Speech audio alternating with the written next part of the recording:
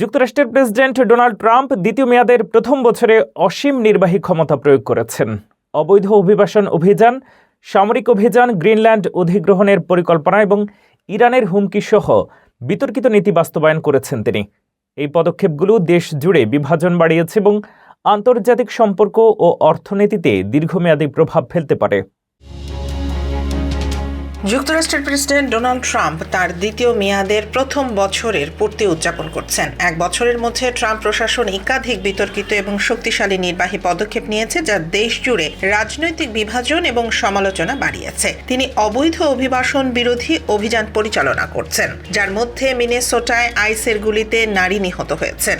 এছাড়া ভেনেজুয়েলার president Nicolas মাদুরোকে আটকে সামরিক অভিযান পরিচালনা করেছেন। ট্রাম্প পুনরুজ্জীবিত করেছেন গ্রিনল্যান্ড অধিগ্রহণ পরিকল্পনা, ইরানকে হুমকি দিয়েছেন এবং ফেডারেল রিজার্ভ চেয়ারম্যানের বিরুদ্ধে অপরাধ তদন্ত উপেক্ষা করেছেন। বিশেষজ্ঞরা বলছেন এই পদক্ষেপগুলোর মাধ্যমে ট্রাম্প সংসদ ও অন্যান্য নিয়ন্ত্রণ ব্যবস্থার ওপর কম নির্ভরশীল হয়ে স্বাধীনভাবে সিদ্ধান্ত নিচ্ছেন।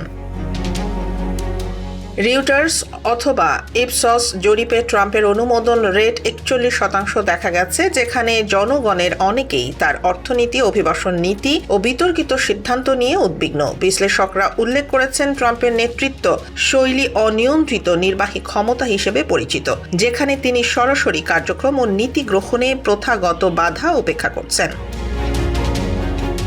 ট্রাম্পের এক বছরের কার্যক্রম দেখাচ্ছে তিনি বিরোধিত পরিবেশেও দ্রুত সিদ্ধান্ত গ্রহণে সক্ষম এবং তার নীতি ও পদক্ষেপ আগামী নির্বাচনের ফলাফল এবং আন্তর্জাতিক সম্পর্কের ওপর দীর্ঘমেয়াদী প্রভাব ফেলতে পারে।